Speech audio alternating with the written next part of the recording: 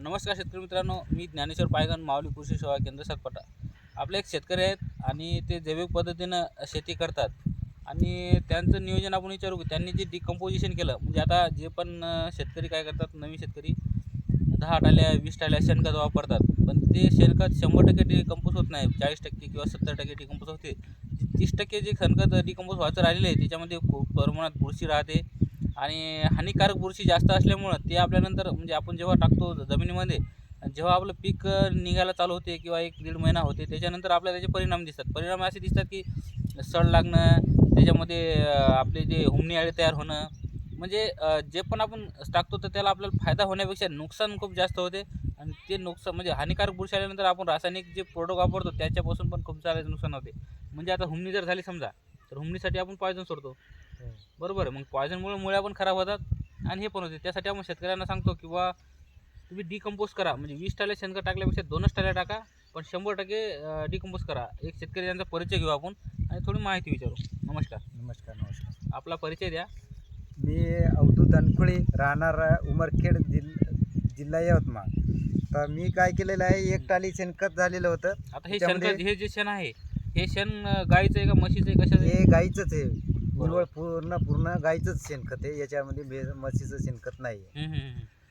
आणि आता तुम्ही हे जे बघितलं मी, बरोबर आहे. आता हे 100% डिकम्पोज झालेलं खत आहे. हो म्हणजे गांडूळ खत कसं राहते हो त्याच टाईप झाले, पण तुम्ही काहीच प्रक्रिया केली नाही याच्यावर. हो म्हणजे गांडूळ वगैरे बेड वगैरे टाकलं नाही, काहीच नाही केलं. काहीच नाही. पण एवढ्या डिकम्पोज 100% हो कसं काय झालंय?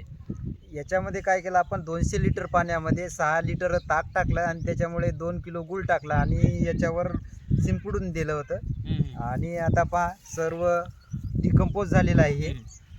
इकडं बघा शेतकरी मित्रांनो, डिकम्पोस्ट हे काय झालेलं आहे की याच्यामध्ये यांनी 200 लिटर पाण्यामध्ये हे बघा 6 लिटर ताक हे टाकून बघा, 2 किलो गुळ टाकलेला आहे. आणि आता हे आपल्या दाखव, समोर हे बघा शेतकरी मित्रांनो, हे बघा हे जे गांडूळ आहेत, हे बघा किती लांब असे आणि 100% डिकम्पोज झालेले. बघा भरपूर प्रमाणात त्याच्यामध्ये गांडूळ तयार झालेले आहेत.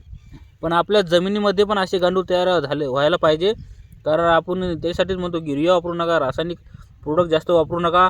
हे असे जर जीवाणू जमिनीमध्ये जर तयार झाले तर हेच जीवाणू आपल्याला पूर्ण अन्न पिकाला पूर्ण अन्न उपलब्ध करून देतात. आणि हे जे प्रक्रिया केलेले शेणखत आहे, हे गाईचं शेणखत असल्यामुळं आपल्याला याच्यापासून भरपूर न्यूट्रिशन वगैरे मिळतात. म्हणजे तुम्ही जर याला हे केलं तर भरपूर, म्हणजे रासायनिक खत न टाकता आपण संपूर्णतः सेंद्रिय शेती असं या कंपोस्ट खतावर चालू शकतो. कोणत्याही प्रकारचा रासायनिक घटक खरेदी न करता आपण आपल्या जे बी गाईचं ताक आहे, गोमूत्र आहे, शेण आहे, याचा वापर करून आपण हे बघा शेतकरी मित्रांनो, आता मी ज्या पण नवीन शेतकरी आहेत, आता समजा काही माझ्याकडे नवीन शेतकरी आहेत, तर त्यांना मी एकच सांगू इच्छितो की बा तुम्हाला जे शेणखत टाकायचं आहे, तुम्ही शेणखत घ्या, 2 महिने जर प्रक्रिया करा आणि त्याच्यानंतर तुम्ही बेडवर टाका किंवा आपल्या शेतामध्ये टाका. तर तुम्ही प्रक्रिया करून जर शेणखत टाकलं तर ह्याचा फायदा आपल्याला 100% होतो. आणि तुम्ही जर प्रक्रिया नाही केली तर आपल्याला त्या 100% नुकसान होणार, म्हणजे नुकसान होणार, कारण हानिकारक बुरशी आपल्याला खूप त्रास देत असते. त्याचे परिणाम आपल्याला जेव्हा पीक निघते त्याचं नुकसान आपल्याला म्हणजे बघायला मिळते. आता याच्यामध्ये इथले गांडूळ तयार झालेले आहेत की पूर्ण असं भुसभुशीत आणि हे दिसायला नाही, हे गांडूळनं म्हणजे गांडूळ खतानं खाऊन टाकलेले पूर्ण हे आहे, गांडुळाची विष्ठा तयार झाली हां, पूर्ण झालेले. पांढऱ्या मुळ्याची वाढ पण काही झालेली, काही मुळे आहेत या तणकटाच्या, आणि हे गांडूळ आहेत. हे गांडूळ तुम्ही टाकले का होते का? नाही, काही कोणत्याही प्रकारचा गांडूळ आपण टाकलेला नाही आणि कोणत्याही प्रकारचे काही केलं नाही. फक्त ताकामध्ये गुळ टाकून एकदा याच्यावर आपण शेणखतावर टाकलं. आता हे प्युअर गांडूळ खत तयार झालं आहे. इथे दाखव.